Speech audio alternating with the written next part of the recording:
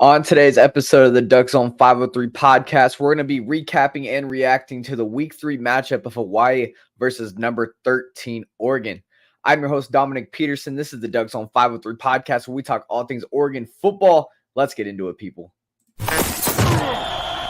Welcome to the DuckZone503 Podcast, talking all things Oregon football, with your host, Dominiqk Peterson. Let's go.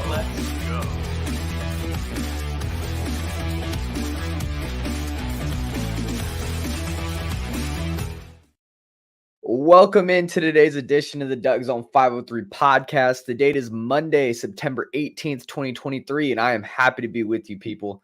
The Ducks beat down the Rainbow Warriors Saturday afternoon. 55-10 is your final, as expected, in front of 52,779 roaring fans in Autzen Stadium. The Ducks did exactly what you wanted them to do: dominate the game from start to finish, both sides of the ball.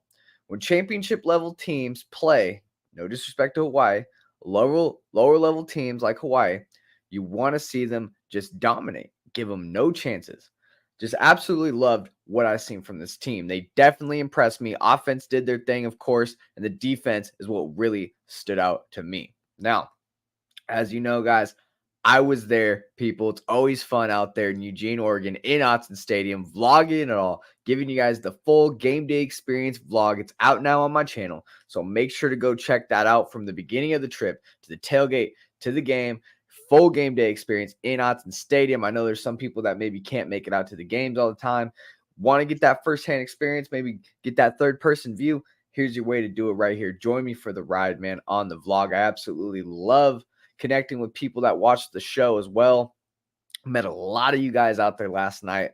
If you ever see me out there, guys, if you ever think you see me, say what's up, say hi. Please don't feel shy. I love meeting everybody, love talking football with everybody. It's always a great time. I really enjoyed everybody, man. Some of those people I enjoyed, man, got a great opportunity. Is some of these players, man, after the game, guys, if you don't stick around, I really recommend you do. I get it's a blowout. Some people might get bored. Stick to the end of the game. Go meet these players. Go have a conversation. Now, they get surrounded. It's a little bit hectic. If you got anxiety, it can be a little bit much. But, man, if you ever get the opportunity, take a second, say good game. I really enjoyed meeting all the players after the game, connecting with them. It's always great, man. Here's Bryce Bolton right here. This guy was a recruit from this last class, coming all the way from Lakeland, Florida. So getting to talk to him, man, was great. He's coming all the way from across the country to come be a Duck. So that's going to be great. Great to see him. It's going to be awesome to see him grow in the future. Here's my boy Ashton Porter. I think I had him on the podcast a few times during his recruitment when, teams were recruiting him. 4-star kid out of Cypress, Texas. This guy's going to be a big-time athlete on the defensive front. Then I got Gernoris Wilson here, another Florida kid coming out from Florida all the way out here in Oregon. Big-time player to watch from the last 2023 cycle. So big signing there. Everybody knows this is a big guy. Ty Thompson, my man, the backup quarterback here at Oregon, had an excellent game. We'll talk about him when we cover the offensive side of things. But, man, great game from Ty Thompson. It's awesome to chat it up with him for a second and get a pick. Played great. And then you can't forget Johnny Cornelius. We all seen that big old block against Texas Tech. We covered it in the recap and analysis against the Texas Tech Red Raiders, how he had that big giant block against their safety. He took him all the way out of bounds and just destroyed him. And he got the block of the week over there on Twitter. So it was good to, support him, say good block, good game. And this is a big time addition to the team coming from Rhode Island and FCS school. He was the number 1 rated transfer offensive tackle coming in through the transfer portal. So a big addition to the team here. It's awesome to meet Johnny Cornelius. His mom was also there. His mom recognized me. So it was also say, hey, what's up to his mom, meet his family a little bit. Always good times there. My boy Dave Iuli, man, just looking like a beast right here, man. the face paint looking crazy. The hair, I love it, man. I absolutely love it. Imagine lining up across this guy. Yeah. All right, guys. So if you enjoy Oregon football content and podcasts just like this, guys, make sure to subscribe to the podcast. We're sitting here at 842 subscribers. I'm trying to get to 1,000. That's been the goal. If you're listening, even if you think you're subscribed, you're just listening, you're like, I already subscribed. No, just check. Make sure you hit that subscribe button. Also, if you're listening on Spotify, if you're a Spotify type guy or gal, rate the podcast, man. Rate the podcast 5 stars. I really appreciate everybody who does that. All right, guys, look. When Oregon plays teams like Portland State, like Hawaii, you really want to have these type of games by, halftime. Go ahead, dip in your depth chart. Get these young guys some meaningful reps in some actual games. For one, this game really proved that you're a really good team that plays at a championship level. When lower level competition comes and plays you at home, you just showed that you're a better team by being up 24-0 in that first quarter. Look, Hawaii, I get it. It's Hawaii. But they played Stanford and Vanderbilt. They lost both those games. Don't get me wrong. But those were competitive games, close games with P5 competition. With Oregon, it was not even close, guys. It was totally obvious that the Ducks were just a better overall team. And that's what you want to see as a Duck fan. And then point 2 here. Playing your young guys like Austin Novosad at quarterback, or even Ty Thompson, we got to see him, or all these young defensive guys that you see, play a lot of the time when it's a blowout. They all get meaningful reps, and you get to see their performances in a live game action.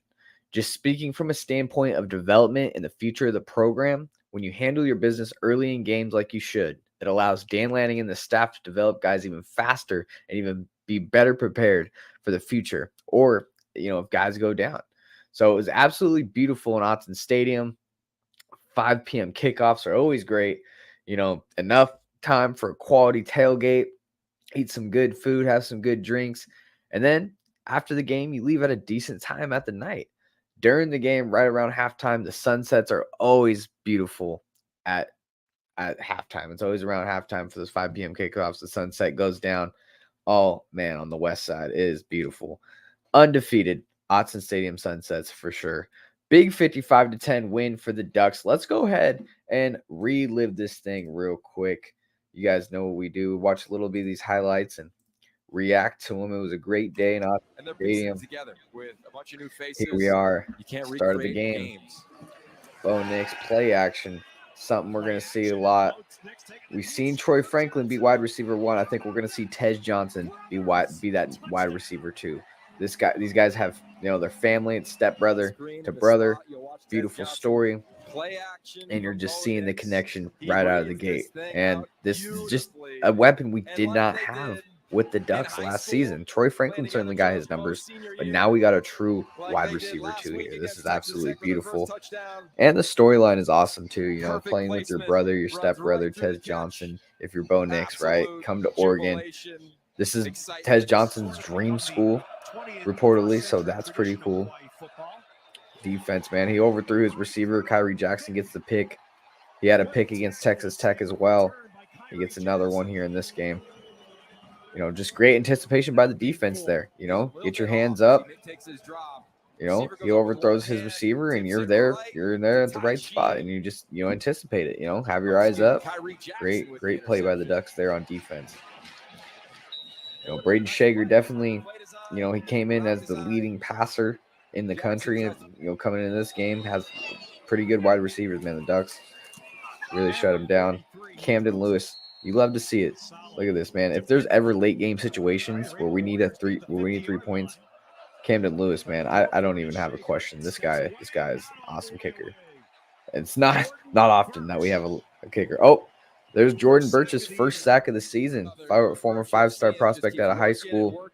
South Carolina transfer this year. He had a lot of expectations. 3.5 sacks last year. I want to see more than that. There's his first one in game 3. So let's keep it going. Here's Kenyon Sadiq off the jet sweep, man. This is awesome. Brock Bauer vibes right there. You see Georgia do this with one of the best tight ends in the country, Brock Bowers. We've seen him do it to Oregon. Duck fans don't want to remember that, but we've seen him do it to Oregon. And just look at the athleticism here. And that's a tight end, guys. Ducks off the tackle. True freshman, man. Kenyon Sadiq's going to be something special. Look at this flea flicker play down the field. Beautiful. Troy Franklin, man. Gets out of bounds safely. No injuries. Love it. Flea flicker play. When we're talking about creativity, this Will Stein offense, we want to see some creativity. This is what I'm talking about. You know, we're kind of complaining about it a little bit in the recap and reaction episodes. This is exactly what we want to see. Exactly what we want to see. You know, trick plays, fun plays. We're here in Autzen Stadium. Nice to see Bo kind of avoid his ankle there. The run game is just absolutely dangerous, man. Look at that. Look at the vision. That's a true sophomore. Jordan James, 4-star running back out of Georgia. We flipped him from the Georgia Bulldogs, actually. This is somebody that Kirby Smart wanted. Dan Lanning was able to get him here at Oregon. Some argue that he's the best back overall in the backfield there. I mean, he's really good. He's really good. Here's Noah Whittington with the speed. Just the speed, man. Oh, and look at him just barrel defenders down. I love Noah Whittington as a running back, and he's beefy, man. Look at those arms. Man, good effort there by Hawaii, you know, stopping Noah there near the 2-1 yard line. But just the speed on Noah Whittington is insane. Play action here, Bo in the back of the end zone. I was sitting in the section over here towards the right, so that was I saw that. That was a beautiful play. Great play action. Got, you know, Trayshawn Holden here at touchdown number 1. He'll have another one later in the game here. Look, Ducks up 24-0 in the first quarter. That's what I'm talking about. Dominant teams. This is what you do. You come in and you show that the other team that, you know, hey, thanks for coming in, but, you know, we got some plans this season, and you ain't going to be the one that messes it up. I love it. Special teams play here. Let's see what we got. I love Tez Johnson. You know, look at the speed here as a returner. I love it. I love it. I think he's a dangerous returner. Very electric. Bucky Irving, you know, didn't have the biggest game today, but, you know, you just love the physical runs by Bucky Irving. You really just love it. Play action here, going downfield. You got Gary Bryant Jr., USC transfer. There was a flag on that play, but bam, Jordan James gets the touchdown. Very, you know, goal line back, very, very physical runner at the goal line there. Ducks like to use him at the goal line last year. If you all remember, Cyrus Habibi Likio was kind of a goal line back during the Justin Herbert days. So that's kind of Jordan James, and he'll probably be running back 1 when Bucky and Noah decide to go. Look at that screen pass to Tez Johnson. Just so beautiful, man. Look at that screen pass and the speed by Tez Johnson to get out to the edge and score. This offense is just so deep and so dangerous at the skill positions, at running back and wide receiver. It's infinite amount of guys, man. There's 3 deep at running back. You can go 5, 6 deep at wide receiver. Your tight ends are really talented. Your offensive line, I think they have the least amount of pressures on both at quarterback. So the offensive line is great. Mace Funa getting in the backfield. This is what Mace Funa loves. I love seeing him do this. I don't like him in coverage so much, but seeing him do that, it's exactly what you want to see a guy like Mace Funa do, man. Get in that backfield. I absolutely love it. And the D-line in general, you just want to see him get pressure. I think that's something they did. Look, quickly, getting in the backfield. Look at that, man. I think that was Popo. Or nope, was that Taki? Nope, that was Popo Mave. Look at that. Big play by Popo. Just barreling in, and he's coming off an injury from last year, so you love to see Popo just dominate the competition, man. Just stronger, more athletic than this Hawaii front. Definitely that Hawaii front got in. Okay, so now you're in the point of the game where you're up 41-3. You can bring Ty Thompson in at the end of the third here and see what he does here. Great throw on the sideline. Do you see the ball placement for Whittington? Well done by Ty Thompson there. Like, that's just a beautiful throw. You're calm, cool, collected, and you make the throw in the pocket. That's what you want to see from Ty Thompson. Borderline 5-star coming out of high school, people. Look at Whittington, man.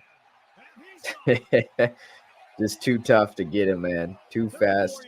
He's just too fast. This team is just too fast. We got a lot of speed on this team. A lot more speed than we did last year, let me tell you. There's not a finger laid on Noah Whittington, the announcer says. Look at that. Maybe a fingernail, he says. Man, that is awesome.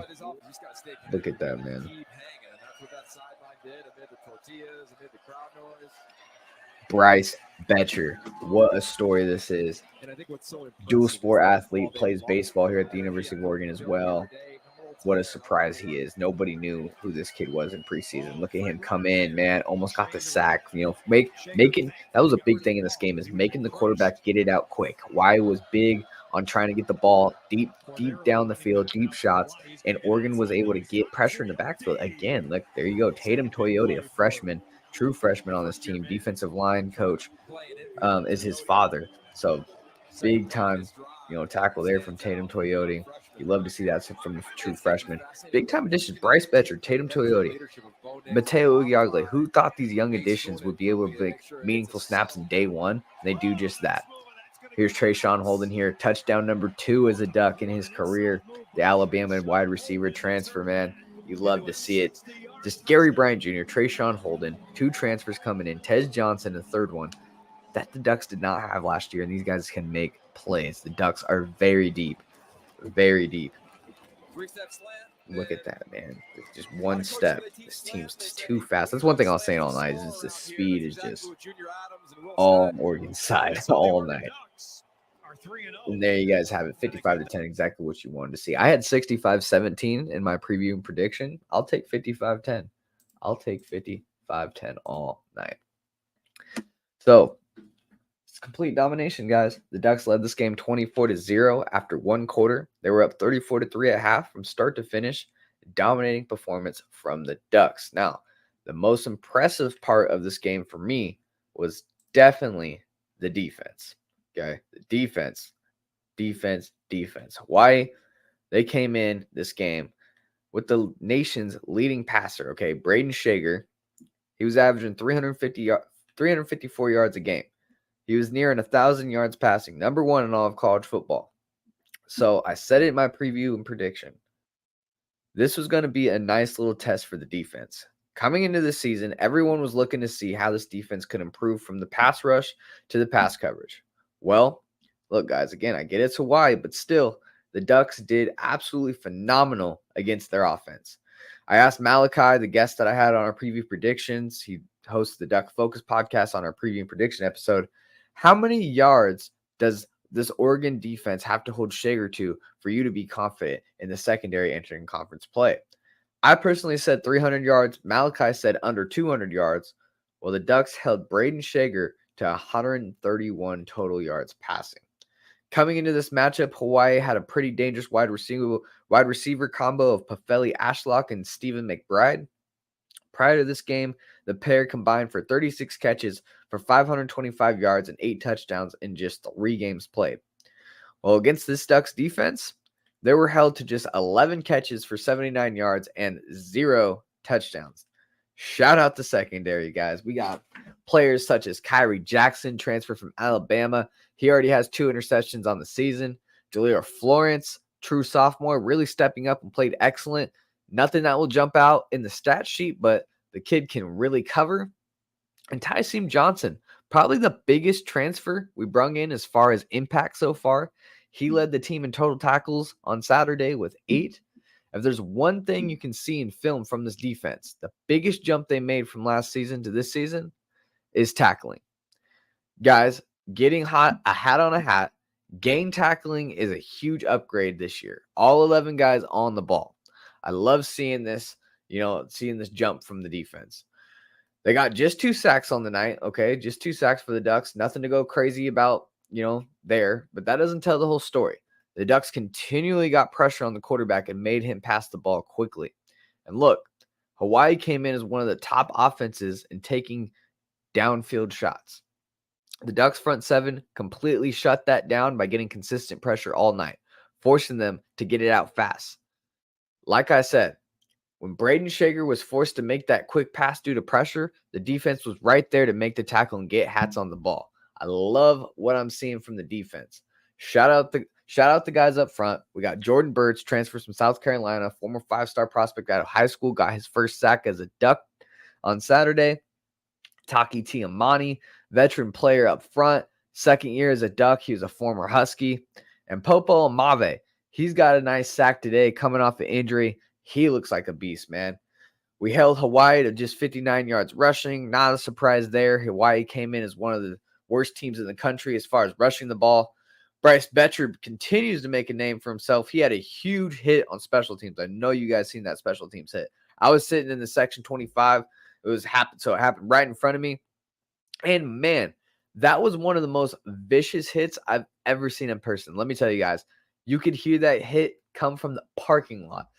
This dual sport athlete, okay, Betcher, he plays both baseball and football. He's a great surprise for Duck fans. He finished second on the team in tackles on Saturday with 6. He had a tackle for loss as well. This dude is a stud and a pleasant surprise for this team at a position where they needed help. Biggest stat that I'll be looking at all season.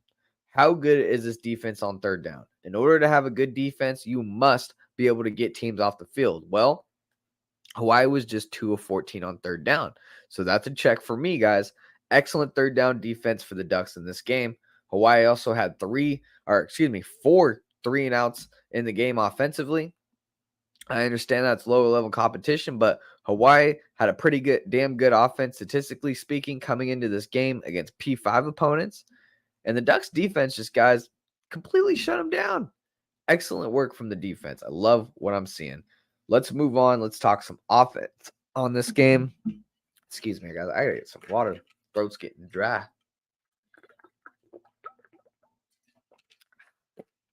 Before we talk offense, we gotta drink some agua. All right. So, we got to start with Dominiqk. Just another day at the office for him. 247 yards, 3 touchdowns on the day. On the season now, Nix has 893 yards, 8 touchdowns, 0 interceptions on 76.6% passing. This dude is just Mr. Smooth and consistent. Look, guys, it's his 5th year now as a starter in college football. I think he has the most starts out of any P5 quarterback. This guy just gets it done. He's got his stepbrother there, Tez Johnson, at wide receiver. Has been something special this year. Seen the highlights. Quite a story for these two to be paired up on the Ducks and scoring touchdowns. Tez finished the game with 4 catches, 77 yards, and 2 touchdowns. I think it's pretty safe to say Tez Johnson, guys, is officially wide receiver 2 for Dominiqk. Troy Franklin is going to be obviously your leading guy, but I think Tez has pretty much solidified himself as that clear number 2. Troy Franklin led the team in receiving yards today with 83 on 4 catches. Alabama transfer wide receiver Trayshawn Holden got his first touchdown as a Duck, and he also got a second one on a 60-yard passing catch from Ty Thompson. I absolutely love how deep and talented this wide receiver group is. Most talent and depth that we've seen here in a while at the wide receiver position group if you're a Duck fan. Troy Franklin, Tez Johnson, Trayshawn Holden, and we can't forget Gary Bryant Jr., who had 107 yards receiving in week 1. This team is super deep at wide receiver. Oh, yeah, breaking news, guys. Well, maybe it's not, but Chris Hudson did play in the second half. Yeah, so he is alive. He's on the team. So there's that. He didn't record his stats, so you won't be able to see his name on the stat sheet, but if you go back and watch the game, you'll see him right there on the field. I don't think he got targeted at all, but he was out there, man. Good to see Chris Hudson still on the field. There was some confusion, some question, like where is he at? Is there an injury? Is he thinking about transferring? My opinion was I thought maybe this guy might transfer. We kind of seen with Byron Cardwell when the Ducks just brought in more talent through the transfer portal and he kind of got left in the depth chart. We're seeing Tez Johnson become that wide receiver too that Chris Hudson kind of had last year. And he's kind of getting pushed out. We haven't seen him. And when he did get in, no targets, right? So, it's tough, but we'll see. We'll keep an eye on that. We'll keep tracking Chris Hudson and his situation with the Ducks. But as so far, he's on the team and he did play in that second half. When you're able to get a start that's fast and early, like you did in this game, it allows you to see how much depth you got on your team and you get to see how guys perform in live action. I thought this Hawaii game was a great opportunity for backup quarterback Ty Thompson to get in and showcase his ability. There's obviously been some controversy around Ty, but I think he played very well in this game. He was smooth, calm, collected. He threw, he threw and passed he threw 6 passes and connected on 4 of them, 85 yards and a touchdown. Hawaii didn't get any sacks on the quarterback and the offense ran for 227 on the ground. So I'd say it was an excellent day for the O-line. Matter of fact, I want to show you this play of the day from the O-line. I showed you guys a Johnny Cornelius last game on our last recap and analysis episode. This one today was made by Jackson Powers Johnson, our center, man. This guy made the play of the day. I call this the Superman block. It was absolutely textbook, absolutely beautiful. So here's Bo. He's going to be rolling out here. And then you got Jackson Powers Johnson looking for a big old block here. Play of the day. Here we go.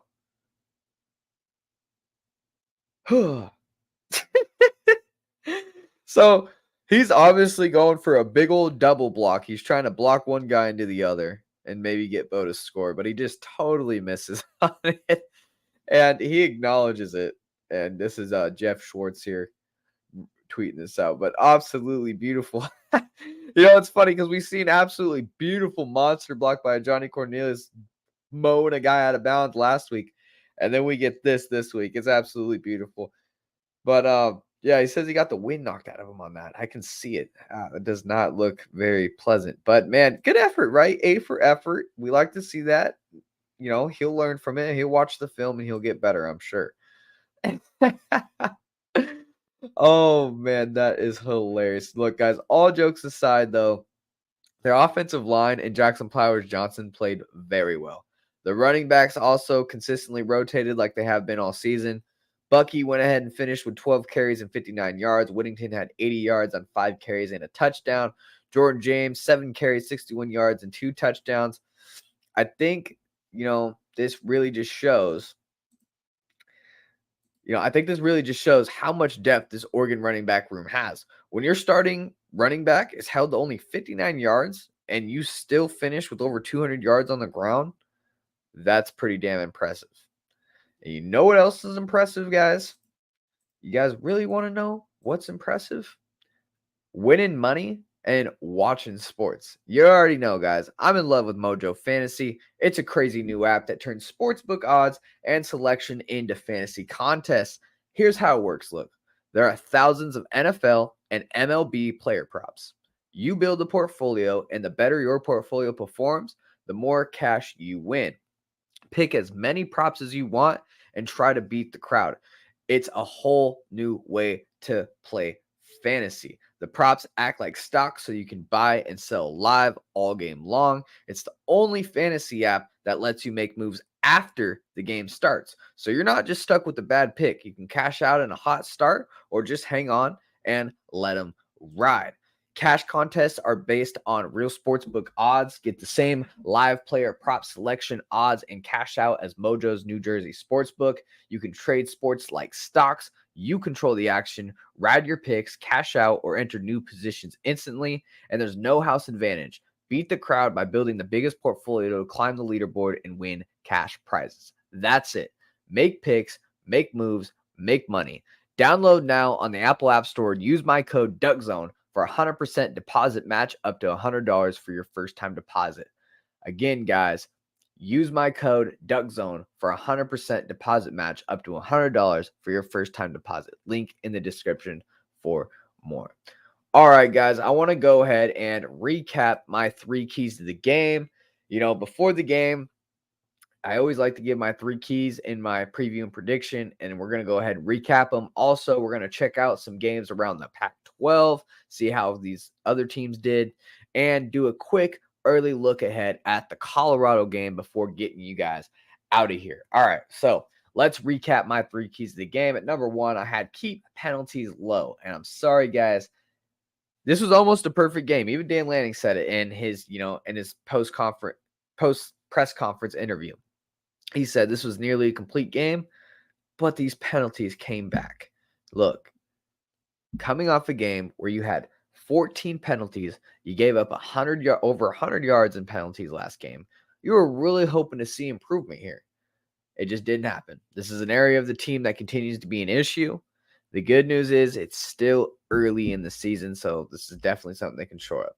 In this game, Oregon had 9 penalties for 76 yards against Hawaii. Dan Lanning was certainly not happy with that stat, but overall, he said the Ducks played a quote-unquote near complete game. And to be honest, you really never hear Dan Lanning say the Ducks played a complete game. So if Dan even agrees the Ducks played pretty well, that's a damn good sign that this was a good game. This is just one little area you got to clean up, right? He knows that, Dan I'm speaking about, he knows that they can't keep having these amount of penalties per game and expect to win the conference. Look, that's goal one for the Ducks. I want to see him win the conference, and then we can talk college football playoff and natty later. But let's try to get in that conference game first, right? And you're not going to be able to do that with double-digit penalties against Washington, USC, the higher echelon teams in the conference. You're not going to be expected to win. You just can't do that. So you might be able to do it against teams like Portland State and Hawaii and get away with it. Not those teams. Dan said this after the game, quote, "I'm not going to do the same thing again and again and expect different results. So we're going to do something. We'll figure out if we can get it fixed. If we can't, then you can't be on the field. And that's going to be that simple. If you get a penalty and you can't, then you can't play for us. You're hurting the team." End quote. And I think, guys, that's the appropriate response that Dan Lanning needs. Look, if you're going to be on the field and try to make plays for us, then you cannot be hurting this team with mistakes. It's that simple. You can have all the talent in the world, but if you're just a penalty machine on the field, that hurts the team as a whole. We can't have that on the field. So I love the response there from Dan Lanning. It looks like he's getting pretty serious about this penalty thing. Entering conference play is going to be very important to clean that up. You cannot beat yourself. Because if you're getting all these penalties and you're trying to play another team, you're playing two teams at a time. You're playing yourself and you're playing there. So you got to play a clean game entering conference play. I'm hoping that Dan Lanning really gets this thing stirred up because that is one area a little bit of concern going into conference play. Number two, I had +3 in the turnover margin. So coming into this game, Oregon was tied for second in the country in turnover margin at +5. Shager came in with 5 picks on the year in 3 games. Not the best ratio. So I thought there were going to be some good opportunities for the Ducks to force some turnovers here. They didn't get the +3 like I wanted. They didn't get 3 turnovers, but they did force 1 turnover, which makes them now +6 on the year in turnover margin. Good for number 4 in the country. So they did drop 2 spots, but still top 5 in the country entering conference play. That's right where you want to be. The Ducks historically, I've always said this, have had a bend but don't break defense. It kind of looks like a defense. It's going to be a bend but don't break. I know they really had a dominant performance against Hawaii, but against Texas Tech, Texas Tech was able to move the ball and score a little bit and get out to a lead. So before I see it, I want to see the defense play like this against quality competition, and we can talk about dominant defense, but being top 5 in the country in turnover, that is something you absolutely need if you're going to have a bend but don't break defense, is turnovers and sacks, which Oregon's really getting pressure. They don't have a lot of sacks. They're not tops in the country there, but they do force a lot of turnovers so far, and they do get a lot of pressures on the quarterback. I like to see that. All right, number 3, I had stay focused / don't look ahead to Colorado. Everybody's talking about it. Everybody's hyping them up. Colorado's right around the corner.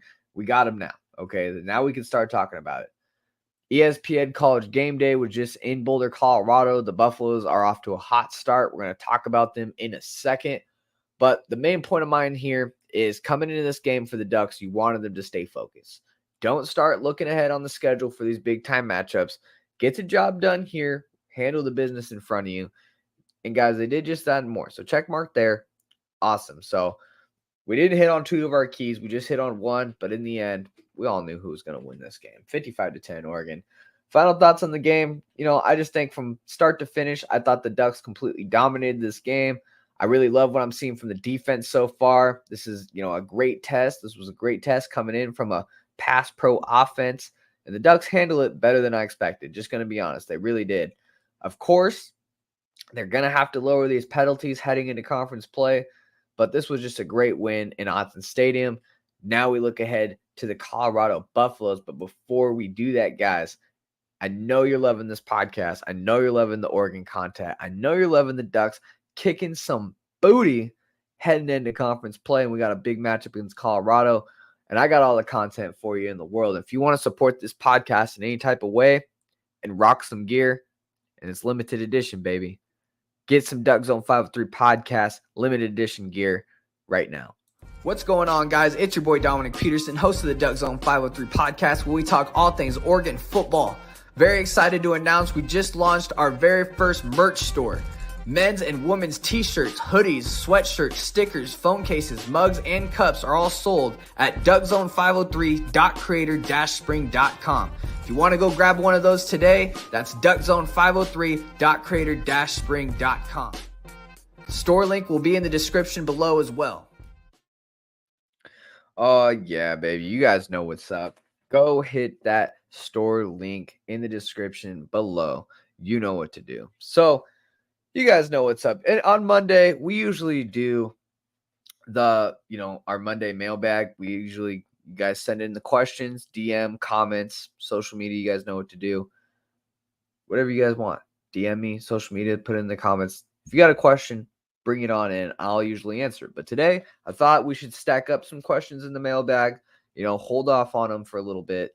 And let's do a little new segment here. Let's go ahead and recap the Pac-12 for week 3. I might do this week to week. We'll see. If you guys enjoy it, let me know in the comments. We'll start with this Washington game. Washington beat Michigan State 41-7.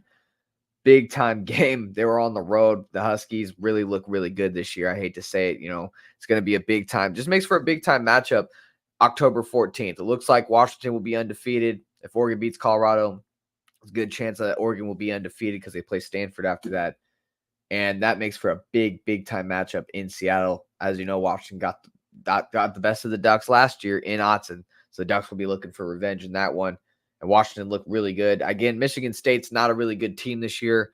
Their head coach is going through turmoil. We all know what's happening there. So big win for Washington on the road. And they did what they needed to do. So impressive win. Utah beat Weber State 31-7. When we talk about championship level teams, you don't want to see 31-7 as the final score. But again, Utah's battling. They don't have Cam Rising right now. They don't have their starting quarterback. So, it's impressive what they're doing without their starting quarterback. I think they're undefeated at this point. They beat Florida, Baylor, and now Weber State. So very impressive. Again, we just recapped Oregon, Hawaii, 55-10. Ducks get it done, handle business. Oregon State beat San Diego State 26-9. This was kind of a raise your eyebrow score. You kind of expected Oregon State to win a little more than that, put up a little more points. But in the end, their defense held tight at home, got the job done, 26-9. Oregon State's going into conference play undefeated as well. Game of the week, Colorado at Colorado State, the team we play next week. We're going to talk about Colorado here, okay? They had all the hype in the world. They start out with TCU. They beat TCU. Okay, nobody saw that coming on the road. They beat them by 3. Then they go play Nebraska at home. It looked a little iffy in the first half, but they absolutely put it on Nebraska in the second half to win. They come in as 23-point favorites. College game day. You got Lil Wayne. You got The Rock. All there in Boulder, Colorado. Fanfares up in the air. We're talking $500 for an average price ticket for Colorado right now. It's insane right now. The Deion Sanders primetime hype is insane, and they were up. They were supposed to win by 23 or more. That's what the spread was, and this was a close game. This was a rivalry game, and it was tough fought. Double overtime, emotional win. Colorado gets it done, and they survive a scare. And it was not a very impressive win in my standards. And I sent out a tweet. Some of you guys may have seen it. That I'm just not sold on Colorado yet. Look, they've had some impressive wins. They have impressed me on a level where I did not see them being this good, this quick. They have a quarterback. Okay, that's step one in being a good team. They brought in a quarterback, Shedeur Sanders. I had my doubts about him. I didn't know how good he was going to be. Oh, well, I didn't have doubts about him, but I didn't want to put him in my top 5 category of quarterbacks in the conference yet because I just didn't see how he was going to do coming from the FCS level. Bring him into the Pac-12. He looks really good. He looks like an NFL-style quarterback. He's ready, to maybe be in the first-round draft pick come next year. This guy looks really good, maybe even this year. I mean, Shedeur Sanders looks really, really good at quarterback. But still, the Buffaloes defensively still can't stop a thing. Their run defense is really suspect. I don't know how much depth they have, and they lose Travis Hunter in this game. They win 43-35 in double overtime against the rival Colorado State. Big time win. Now they're going to come play the Ducks After that, they go play USC. This is where you find out if Colorado is actually for real. Okay, there's a lot of hype, there's a lot of talk. But to me, they really just beat some mid teams, some all right teams. TCU breaking in a new quarterback. They lost a lot of that team coming off the national championship team where they got blown out in the national championship at that. You beat Nebraska, who scored 10 points total in week 0 or 1 in their first game. And then you come beat them. And then you barely beat Colorado State in double overtime when a game where you're supposed to blow them out and look good. I'm still just not sold at Colorado. We're going to have our preview and prediction episode on Wednesday. Be on the lookout for that.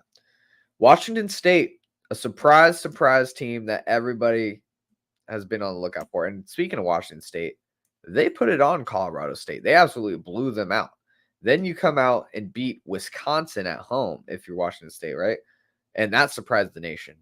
And then you put it on Northern Colorado, like good teams are supposed to do, absolutely dominate, 64-21. Cam Ward is your quarterback there. I told you guys in the preseason, Washington's sitting there at number 23 in the country. Watch out for this team. They're going to surprise some people this year. I have them undefeated coming into Autzen Stadium, actually. I think they're better than UCLA, who just beat North Carolina Central 59-7, exactly what they're supposed to do. I think they have a better quarterback than UCLA. I think they have a more complete team than UCLA. I think UCLA's defense is a little better than Washington State's, but still, I think Washington State can just outscore UCLA. But that's going to be an interesting matchup. UCLA gets it done. Washington State gets it done. Cal beats Idaho 31-17. Next slide, we got Fresno. This was a big one. Fresno State beats Arizona State 29-0. A lot of you guys seen me in my schedule predictions. I had Arizona State beating the Ducks in one of my upsets. Okay, of course, a lot of people aren't going to do that, but the Ducks drop games when they're not supposed to, when they're right there for the playoff. This was my game when I thought they're going to drop. They play Arizona State in November. I'm going to have to change that. I'm obviously going to have to change that. I just thought that Jaden Rashada at freshman, and I love Kenny Dillingham as a head coach. I loved him here at Oregon as an offensive coordinator. I love his offense. I love what he did with the Ducks offense. He's been virtually successful everywhere he's went. Now he gets his opportunity at Arizona State. But look, they're in turmoil. Even if they were good, they don't get to go to a bowl game. Their program was left in shambles after the whole Herm Edwards debacle. Their recruiting is not that well. So Kenny Dillingham has a tough situation right now, and it's not looking good. They lost 29-0 to Fresno State at home. Arizona gets the job done against UTEP 31-10 there. So everyone by Arizona State has a damn good week in the Pac-12. The Pac-12 had a damn good non-con, the best non-con out of any conference record-wise. You got 8 teams in the top 25 entering conference play, guys. 8 teams. It's going to be tough to get through this Pac-12 gauntlet. Let me tell you. Next week, we got Colorado, guys. Primetime Deion Sanders comes into Autzen Stadium. Students are back in school. This is the time when conference play kicks off, that games get into the nitty-gritty. Conference play, baby. Pac-12 play, and the Pac-12 has never been better. 8 teams in the top 25, and what a coincidence that it's the last year of the Pac-12. It's the very last year of the Pac-12, and we get this, where the Pac-12 is just probably the best conference in college football this year. Just going to put it out there. I'm going to have my preview and prediction episode on Wednesday. I really appreciate everybody for tuning in for the recap and analysis episode. If you haven't seen the vlog, make sure to go check out the vlog, the Hawaii versus Oregon vlog. Great vlog to go see. Appreciate everybody for tuning in. I love meeting everybody at the games as well. See you guys on Wednesday. We're going to do a preview and prediction. We're going to have a special guest, hopefully, for the Colorado game. I'll also be at the Colorado game. So if you guys see me there, I'll be there vlogging it. All right, guys. I'm your host, Dominiqk Peterson. This is the DuckZone503 Podcast, where we talk all things Oregon football. If you haven't already, hit that like, hit that subscribe button. We're trying to hit 1,000 subscribers on YouTube. If you're listening on Spotify, rate the podcast 5 stars. I appreciate everybody who does that. As always, guys, go Ducks. I will see you guys on